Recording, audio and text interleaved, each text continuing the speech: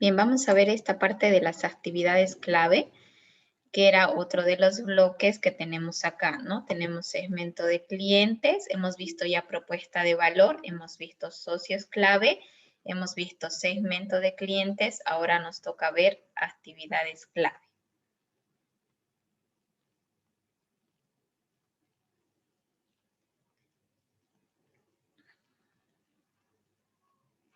Tenemos aquí las actividades clave van a estar relacionadas con la parte de ingeniería del proyecto. Vamos a ver qué partes de este tema de ingeniería del proyecto están involucradas con esta parte de actividades clave. La primera, vamos a bajar aquí. La primera parte de la que está involucrada con las actividades clave es el tema del proceso. El tema del proceso es el que está involucrado con las actividades clave. El proceso, nosotros si no tenemos bien identificado cuál es nuestro proceso de producción, no podemos hablar de la producción en sí para poder entregar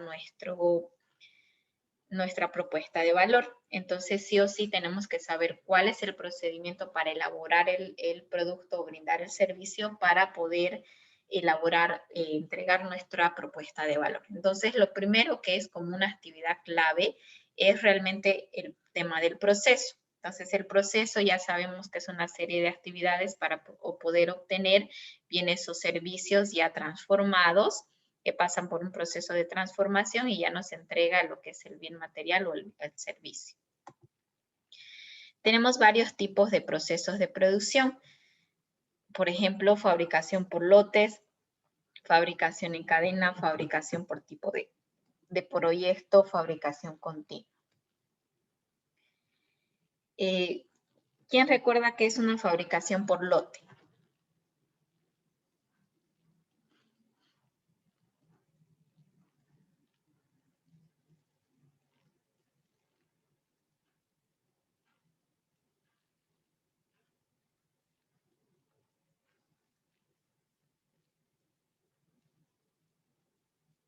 ¿Quién recuerda qué es una fabricación por lote?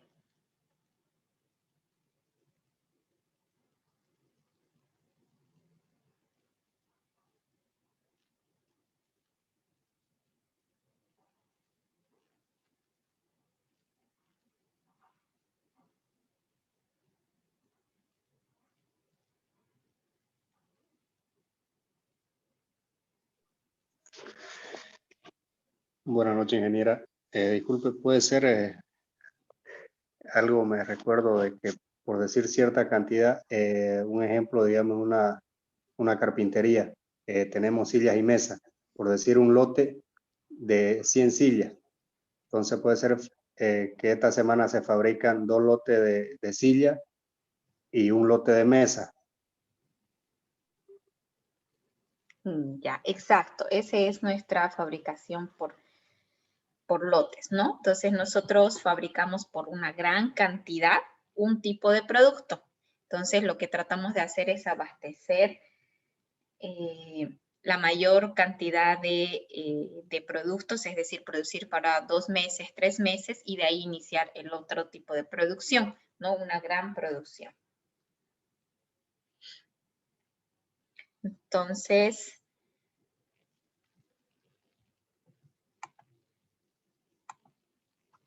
tenemos aquí la fabricación en cadena. ¿Quién recuerda quién es la fabricación en cadena? ¿Quién sabe cuál es la fabricación en cadena?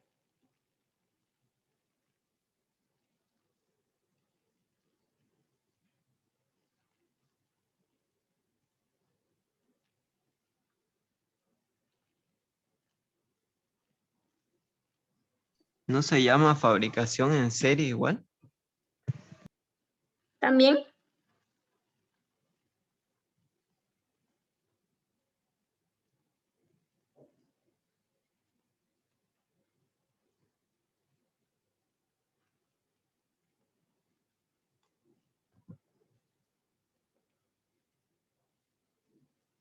¿Cuál sería la fabricación en serie? Sería, por ejemplo, viendo la imagen, En el caso del auto sería realizar diferentes tipos de tareas, por ejemplo, el montado de motor, la parte de la chapería, la parte de soldado, todo eso por partes para poder realizar un producto. Ya, muy Finalmente. bien.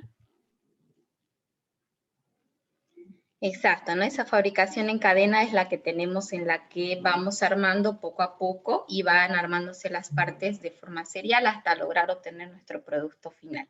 No, la mayoría tenemos, la de las empresas hacen una fabricación en cadena. Ahora, ¿quién sabe cuál es la fabricación por proyecto?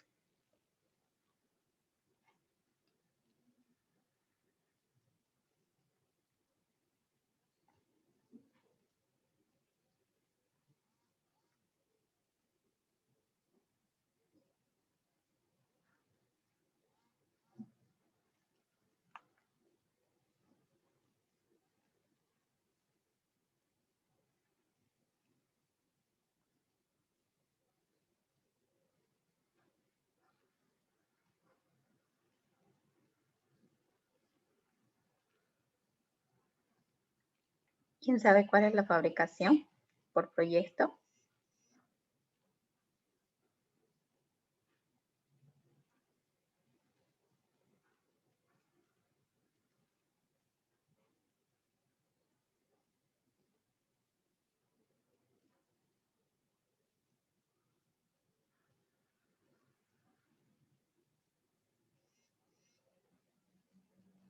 La fabricación por proyecto es cuando se produce solo por cierto evento, es decir, tiene un inicio y tiene una finalización. Es decir, iniciamos, ¿no? Entonces, por ejemplo, lo que son construcción de colegios, hospitales, entrega de carreteras, de caminos, tiene cierto inicio y tiene cierta finalización. Entonces, eso es lo que tenemos como fabricación por proyecto, ¿no? Tiene cierto inicio y finalización. Ahora, ¿cuál es la producción continua?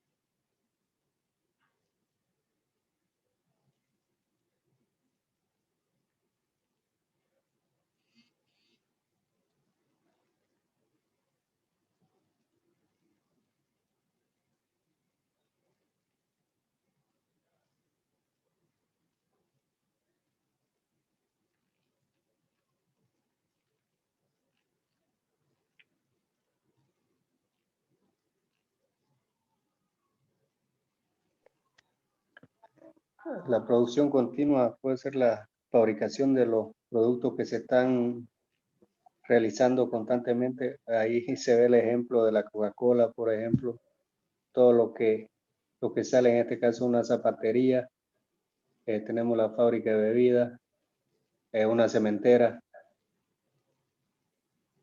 Exacto, ¿no? Todo lo que no puede parar de producirse, ¿sí? Es decir, todo lo que tiene que tener sí o sí trabajar 24/7 se llama producción continua. Está muy relacionado con lo que es la producción que habíamos visto aquí arriba, que es en cadena o de forma secuencial, porque también puede ser una producción continua, ¿no?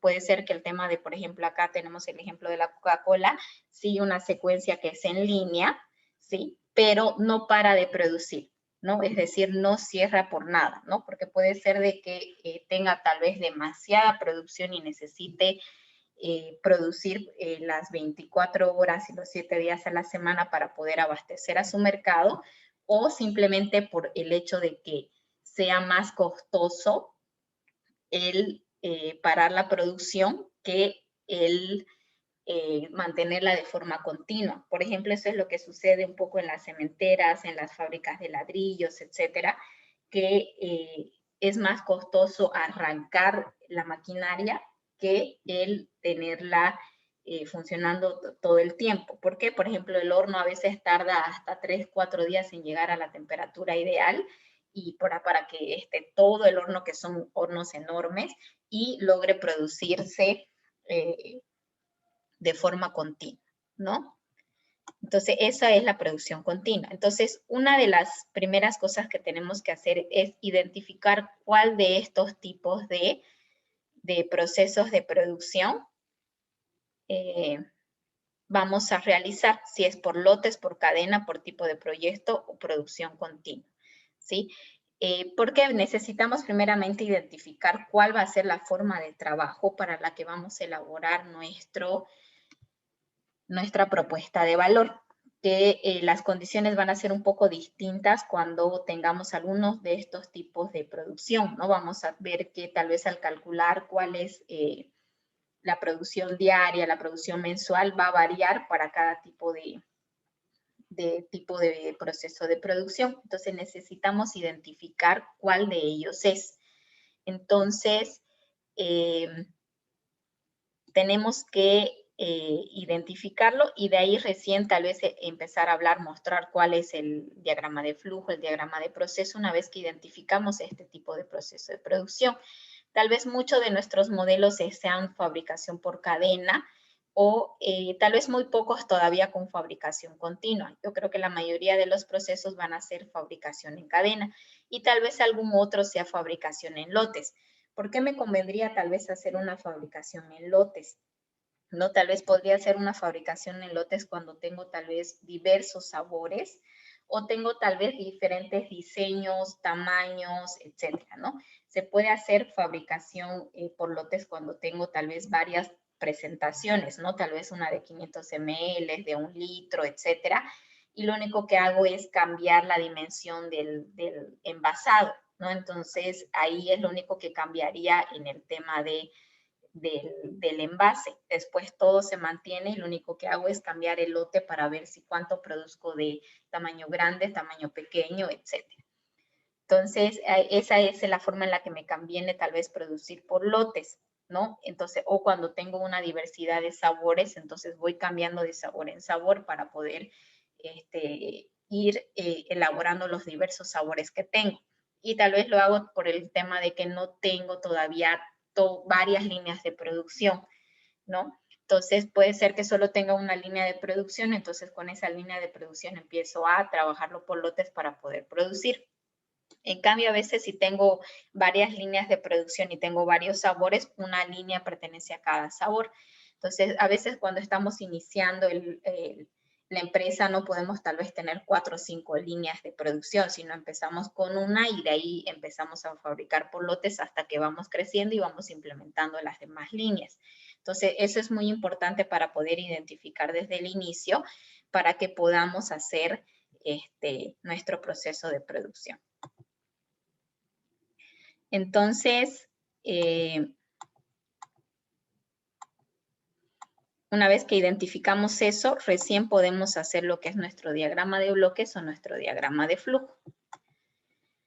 Nuestro diagrama de bloques es una forma sencilla de poder representar el proceso. Consiste en prácticamente colocar en un bloque rectangular lo que es mi proceso de producción, o sea, lo que es el proceso que estoy identificando. Y mediante lo que son flechas, vamos a identificar la secuencia del flujo y lo que son los rombos van a identificarme lo que son las decisiones. Acá tenemos los bloques, por ejemplo, que identifican el proceso, la decisión, el inicio y el fin.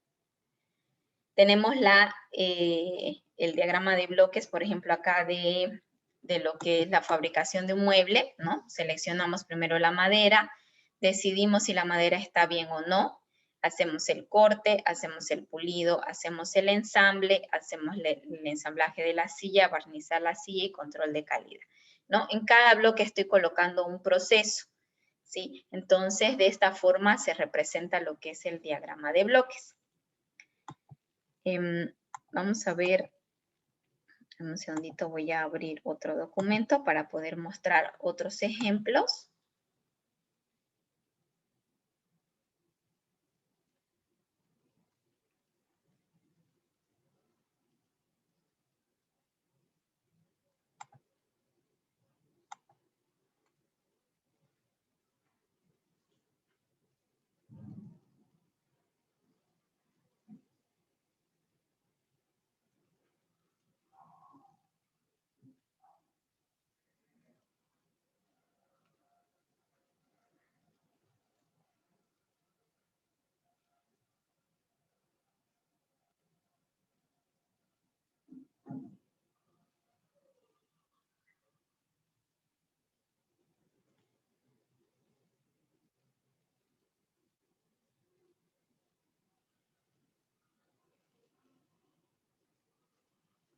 Un ratito, ahorita lo estoy abriendo para mostrar los otros ejemplos de diagramas de bloques.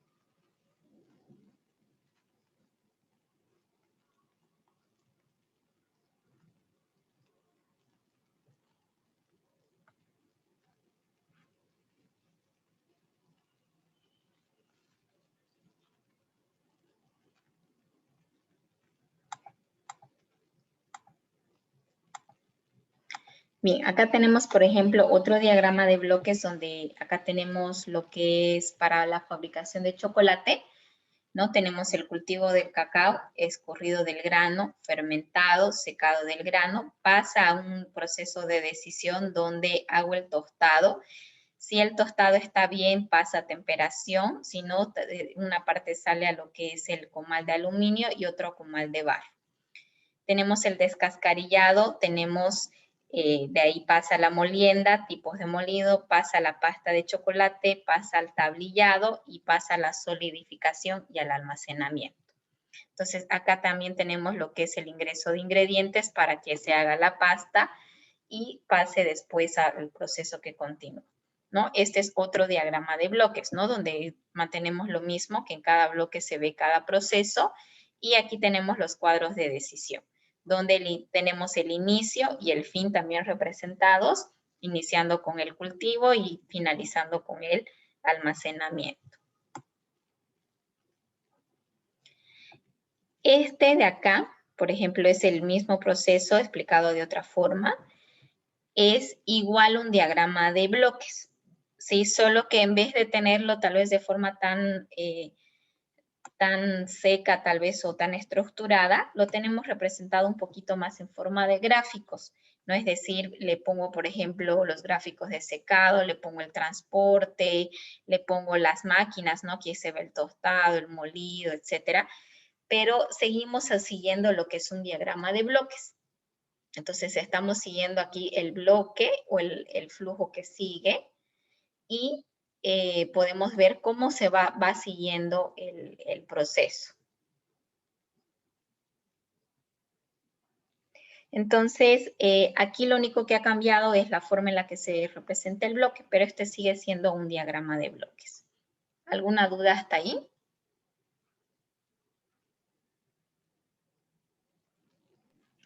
Ingeniera, disculpe una pregunta. ¿El flujograma o diagrama de flujo que lleva otros símbolos que representan lo mismo que el anterior diagrama de bloque, se puede reemplazar por el diagrama de bloque o sí tiene que ser diagrama de bloque, ingeniera?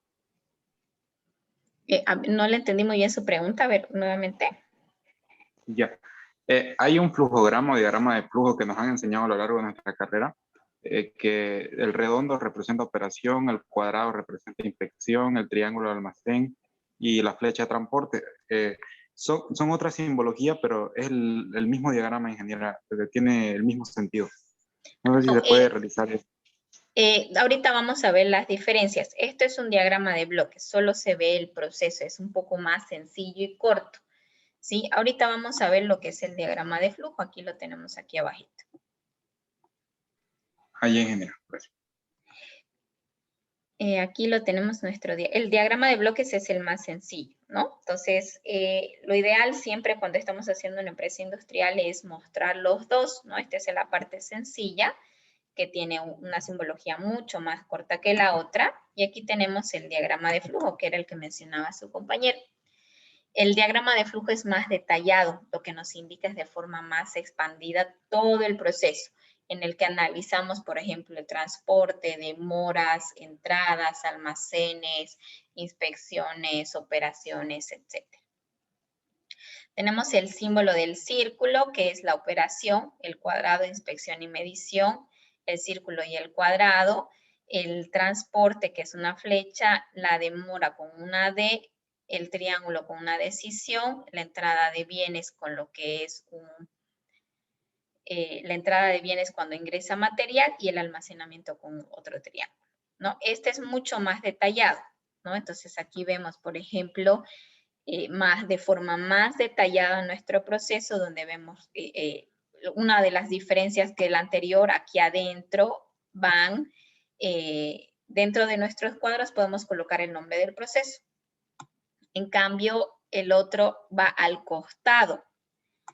Al costado se va colocando lo que es el nombre, porque no entraría también en los redondos, en la simbología, lo tenemos que ir colocando por este lado, por el costado.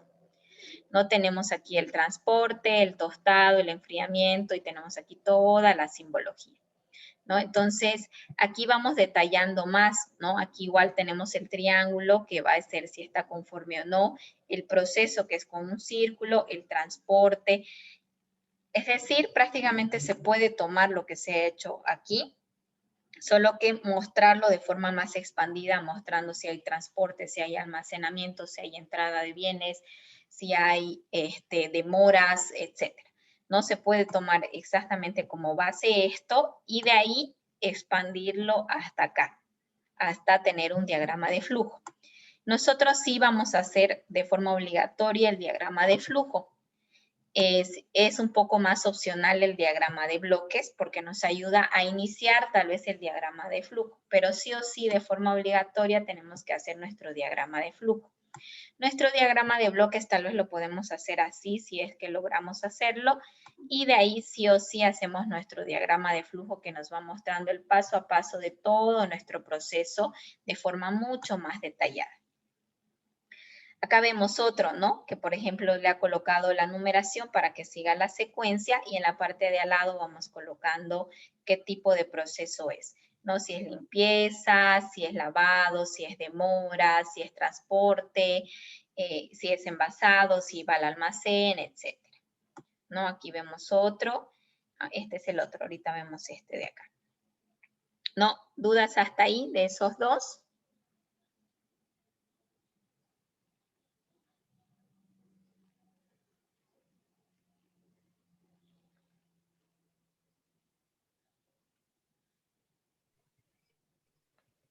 No, ingeniera, por mi parte está todo claro.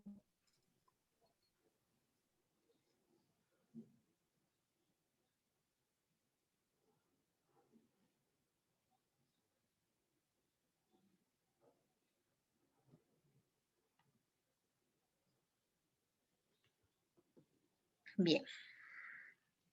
Este diagrama de Gaussian, la verdad que no creo que ningún grupo lo utilice.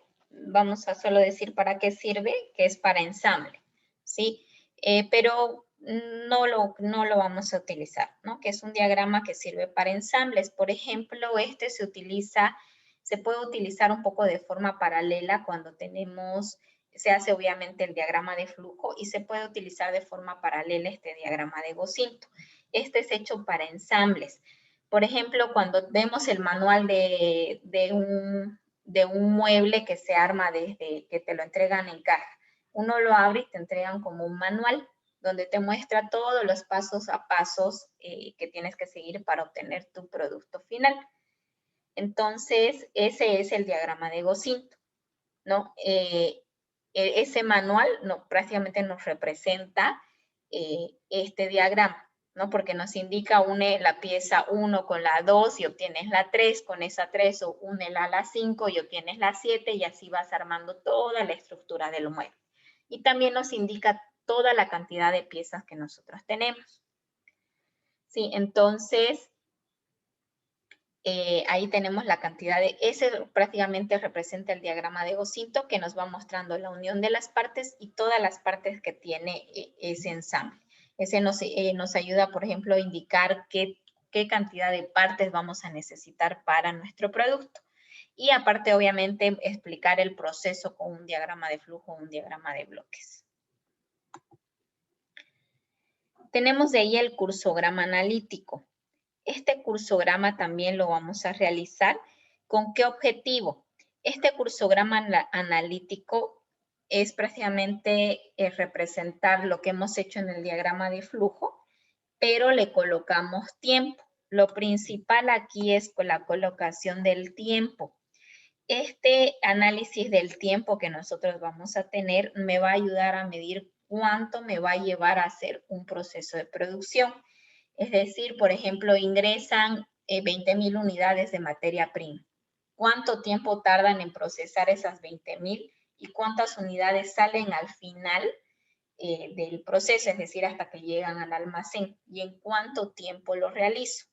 Para que este tiempo que nosotros obtengamos del final nos sirva para poder decir, bueno, mi proceso tarda, la producción de 20,000 unidades las hago en 2 días, en 5 días, etc. Entonces me va a ayudar a medir ese tiempo, que nos va a servir más adelante para poder hacer ese análisis de cuánto tiempo me va a tardar hacer todas las unidades que yo tengo proyectadas, cuántas horas voy a necesitar trabajar, cómo va a funcionar mi proceso de producción. Entonces, es muy importante este tema del cursograma analítico, sobre todo en el tema del tiempo. Entonces, prácticamente lo que hago es tomar este diagrama de flujo que tenemos acá, este diagrama que, por ejemplo, ya tendríamos representado, le voy colocando tiempo. ¿Cuánto tiempo tarda el secado? ¿Cuánto tiempo tarda el transporte? ¿Cuánto tardo en la limpieza? ¿Cuánto en el tostado? ¿Cuánto en el enfriamiento? ¿Cuánto en descascarillado? Etcétera, ¿no? Entonces ahí vamos midiendo el tiempo y vamos a ver cuánto tiempo tarda en llegar hasta aquí.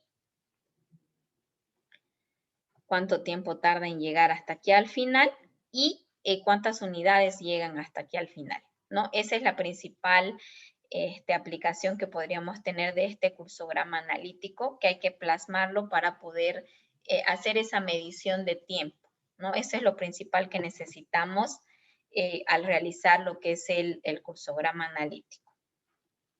¿Sí? ¿Dudas de ese cursograma analítico?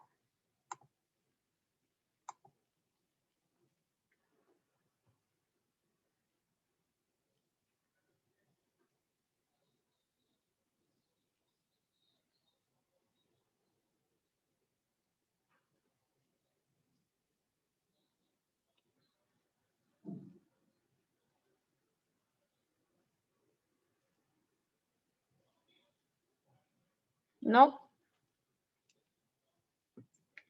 Muy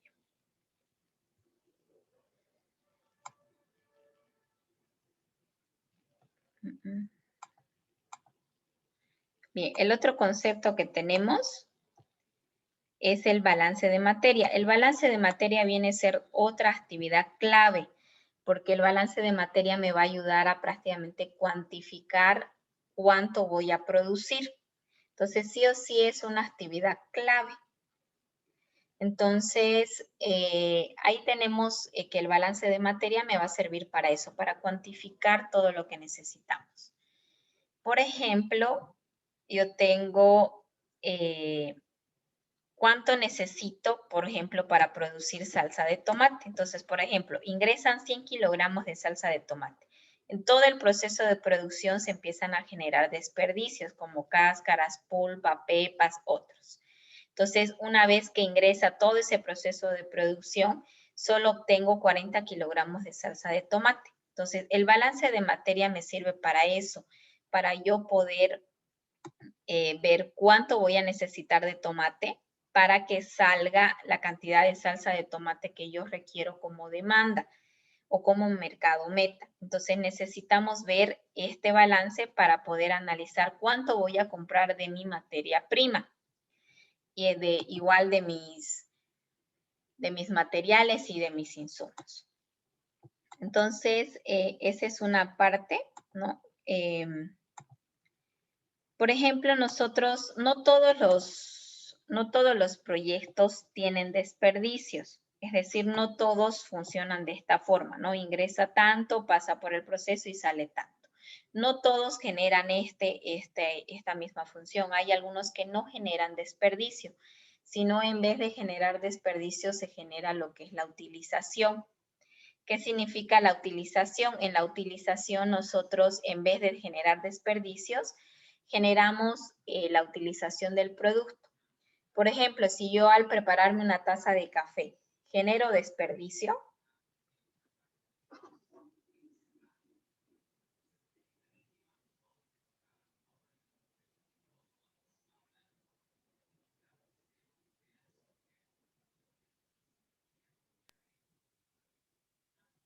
No, ingeniera.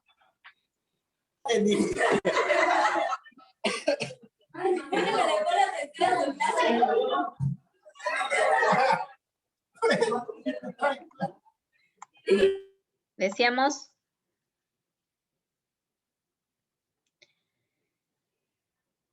entonces decíamos que, por ejemplo, para prepararnos una taza de café, no generamos desperdicio, ¿no? Entonces, ¿qué es lo que hacemos? Generamos una utilización. Por ejemplo, en mi envase de café me dice, tiene un peso de 250 gramos. Esos 250 gramos me sirven para 30 tazas de café. Entonces, ¿qué estoy haciendo? Estoy encontrando la utilización. Entonces, la utilización de esos 250 gramos de café es que me sirve para 30 tazas de café, ¿no? Entonces, ahí yo ya voy a saber cuánto necesito de café, tal vez al mes, a la semana, etcétera, para poder entregar el café. Entonces, lo mismo va a suceder con algunos productos. Por ejemplo, no voy a tener desperdicios, pero sí voy a tener utilización. Entonces, ahí necesitamos, en vez de mostrar tal vez el balance, mostrar esa utilización.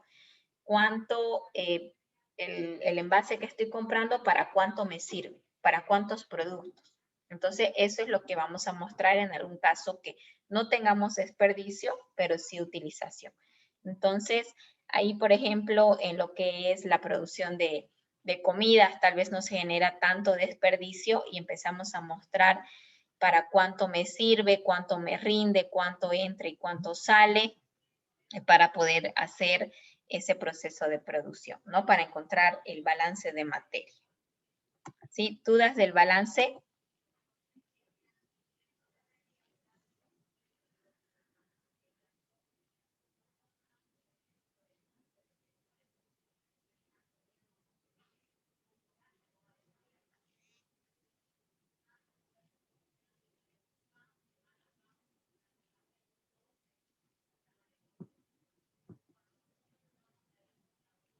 No.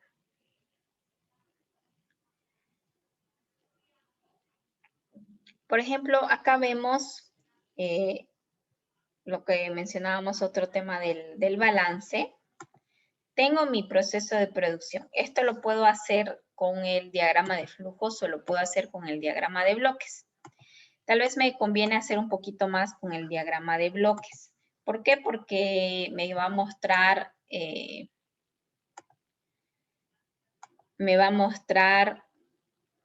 un poquito más resumido, ¿no? Porque tal vez en el transporte, en las demoras, no tenga desperdicio, entonces tal vez es innecesario hacerlo con el diagrama de flujo porque tiene más cantidad de procesos que en este caso no aporta para poder hacer lo que es un balance. Por ejemplo, acá yo ingreso la cantidad de granos de cacao para sacar, por ejemplo, lo que es el chocolate, ¿no? Entonces acá tengo la cantidad de granos de cacao que ingresa. Entran al proceso de secado, me dice que pierde 7% de humedad. Entonces, en vez de tener las 1053, ya solo tengo 1000. Después entra la limpieza del cacao. En la limpieza sale un 5% de impurezas. De ahí entra el tostado, se elimina un 20% de impurezas y así voy empezando a disminuir. Después de hacer la limpieza, tengo 800 gramos de cacao. De ahí entra la molienda y a la esterilización. Entonces, en estos procesos dice que no se pierde, pero en el momento del prensado sí tenemos lo que es una separación y ya tenemos un balance, que es, sale una parte de manteca y sale otra parte de torta de cacao. Entonces acá tenemos que 40% en el prensado se va a la manteca y el restante 60% se va a lo que es el prensado y entra el triturado. Después del triturado entra la pulverización y de ahí entra el mezclado. En la parte de la mezcla, en vez de perder, se adiciona. Adicionamos lo que es el azúcar, la harina, las vitaminas, la leche, etcétera. Y entonces, en vez de disminuir, aumenta la cantidad para poder después envasar. Entonces, al envasarlo ya tenemos que se obtiene 1690 kilogramos de chocolate con leche en polvo. Entonces, lo que estamos obteniendo al final es esta cantidad de producto con 1053 gramos de cacao. Entonces, ahí en el proceso, por ejemplo, voy mostrando la pérdida, cuánto se va perdiendo en cada uno, y voy empezando a anotar las cantidades. Ya en el caso del mezclado, en vez de generar pérdida, adiciona, y de ahí obtengo el valor final. Este valor que se coloca aquí al inicio no es necesario que sea el mismo que tu demanda. No puede ser un valor, por ejemplo, genérico que yo coloque 1000, 500, etcétera, para poder ir midiendo cuánto se va perdiendo. Entonces, eso es lo que tenemos que hacer en nuestro balance. En el caso de que tengamos pérdidas, se va mostrando en medio de mi diagrama de bloques. Y vamos anotando cuánto va quedando y cuánto producto final tengo acá abajo, ¿no? Entonces, eso es lo que vamos a anotar. ¿Dudas?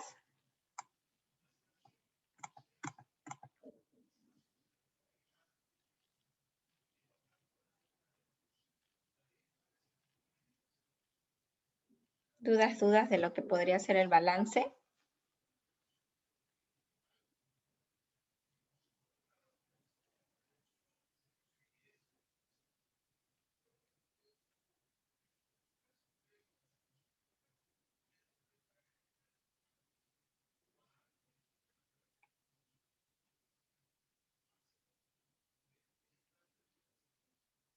¿No?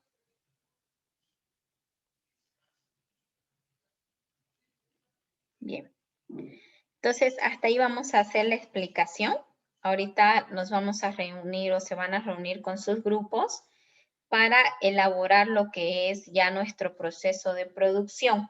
Sí, y ya de ahí ya como tarea posteriormente van a generar su balance. Pero lo primero que vamos a hacer es ahorita vamos a generar o vamos a hacer nuestro proceso de producción de nuestro proyecto. ¿Sí? ¿Dudas?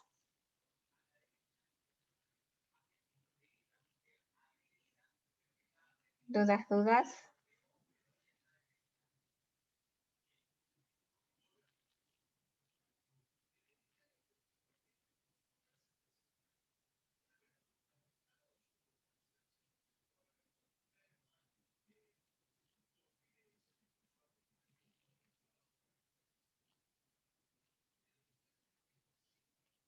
Bien, entonces voy a crear los grupos.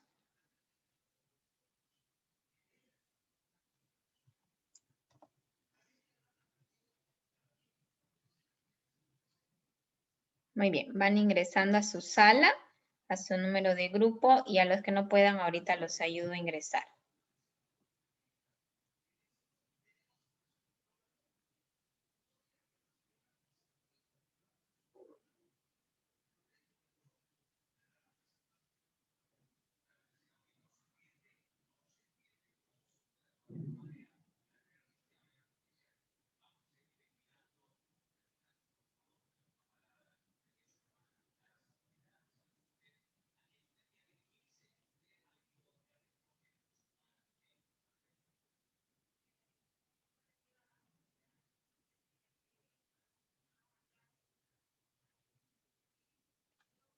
Bien, a ver los que no han entrado. Guillén, ¿a qué grupo?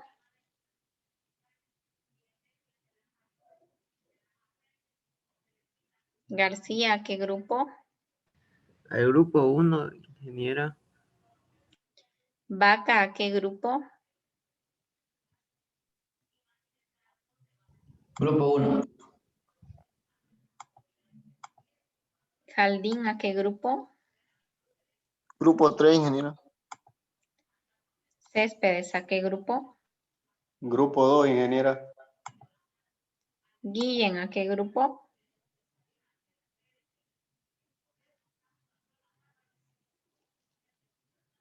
Guillén, Grupo 1, dicen. ya.